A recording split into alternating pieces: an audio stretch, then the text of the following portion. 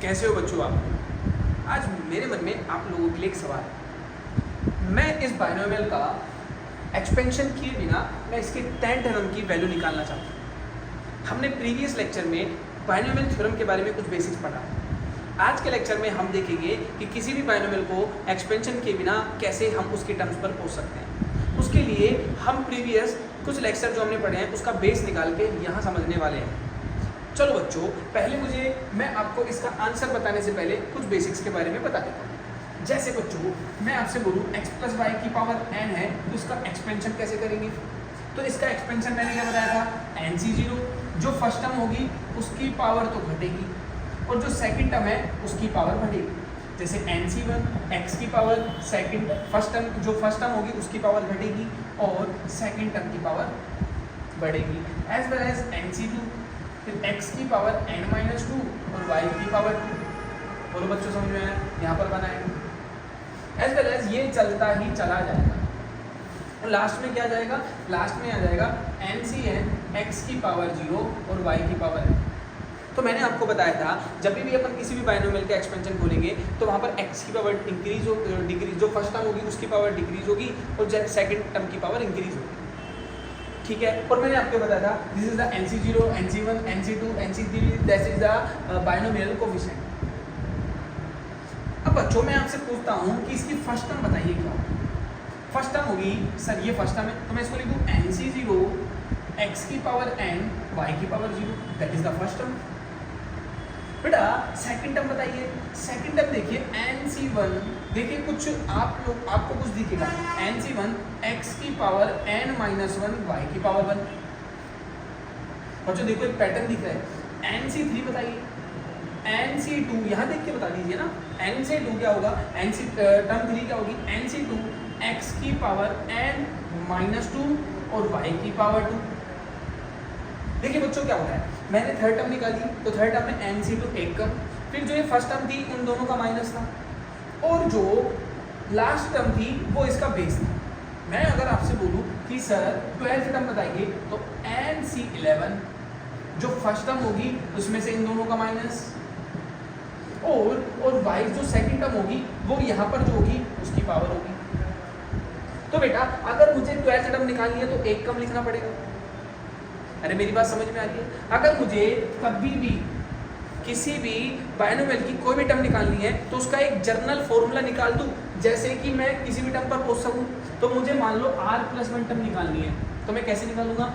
ncr एकम, फिर first term होगी उसकी दोनों माइनस n-r, फिर जो सेकंड टर्म होगी उसकी पावर में r। तो बेटा ये जर्नल फॉर्मूला है किसी भी टर्म को निकालने का। मैं चाह रहा हूँ आप ये फॉर्मूला भी याद ना रखो, आप बस पैटर्न याद रखो।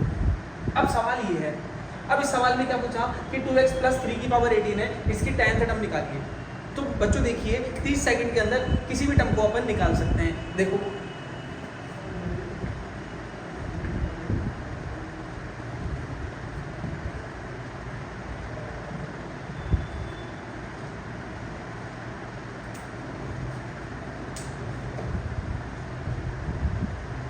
तो बच्चों मुझसे कौन सी टर्म पूछी गई है? मुझसे पूछी गई है tan टर्म। तो बेटा tan टर्म कैसे निकालेंगे देखना, या तो आप उस फॉर्मूले का यूज कर लीजिए या फिर मैं आपको सीधा तरीका बताता हूँ। tan टर्म कैसे निकालेंगे? 18 टोटल टर्म कितनी है, मतलब n क्या है 18, 18c कौन सी टर्म निकालनी है 10 तो एक कम, बस इतना याद रखिए। फिर जो फर्स्ट टर्म है इसकी 2x, फर्स्ट टर्म पे दोनों का माइनस 18 में से हो गए तो 9। फिर जो सेकंड टर्म है उसमें इसका बेस, बेटा ये कौन सी टर्म आ जाएगी? tan term. आप वो फॉर्मूले का भी यूज करके किसी भी टर्म पर पहुंच सकते हैं। वो समझ में आया आप लोगों को? जैसे मैंने तुमसे बोला इसी की मुझे 5th टर्म बताइए तो मैं लिखूंगा t5। तो t5 कैसे निकालेंगे?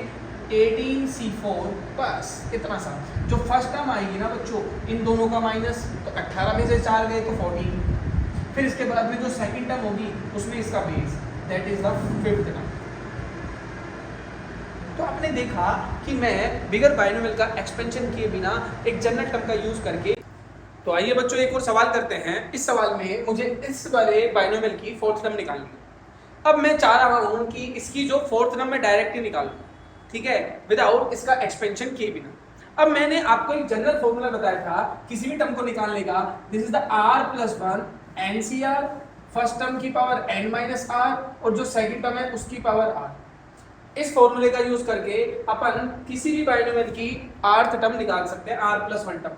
बाकी मैं चाहता हूं आप लोग ये फॉर्मूला लर्न ना करें तो बढ़िया ही रहेगा, ठीक है। आप सीधा डायरेक्ट कैसे निकालिएगा, देखो इसकी फोर्थ टर्म निकालनी है तो फोर्थ टर्म कैसे निकालेंगे, n कितना है 7c3, बेटा एक टर्म ले लीजिए। अब जो फर्स्ट टर्म है, फर्स्ट टर्म क्या है 3x², उसकी पावर दोनों का माइनस कर दीजिए, 7 में से 3 गया तो 4।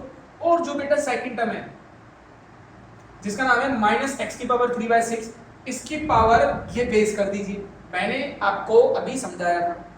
अब बेटा ये आ गई आपकी फोर्थ टर्म। अब हम इसको कैलकुलेट कर लेंगे और फोर्थ टर्म की वैल्यू निकाल लेंगे। कैसे कैलकुलेट करेंगे, 7c4 क्या बेटा 7 फैक्टोरियल अपॉन में 3 फैक्टोरियल इनटू में 4 फैक्टोरियल। अब बेटा इसको 4 को मैं 3 के साथ और x की पावर 2 के साथ अलग कर दूं तो एक तो हो जाएगा 3 की पावर 4 और एक हो जाएगा देखिए 1/x² की पावर 4। अब ऐसे ही x की पावर 3 को एक बार मैं -1/6 के साथ अलग कर देता हूँ और x की पावर क्यूब के साथ अलग कर देता हूँ, तो माइनस का 1/6 की पावर क्यूब और x³ की पावर क्यूब बोलो आया।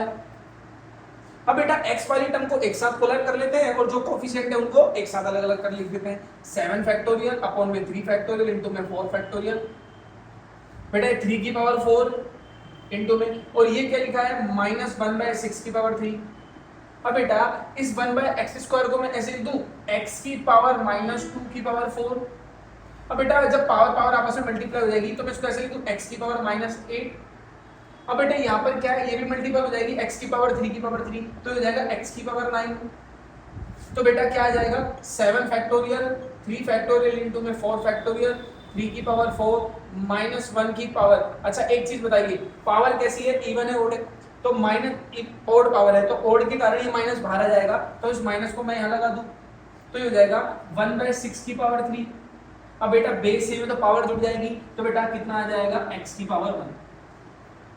आप इसको कैलकुलेट कर लीजिएगा और आपको फोर्थ टर्म निकल जाएगी। तो आई थिंक आपको ये समझ में आ गया होगा, तो किसी भी बाइनोमियल का एक्सपेंशन किए बिना हम उस टर्म तक कैसे पहुंच सकते हैं डायरेक्ट। थैंक यू बच्चों।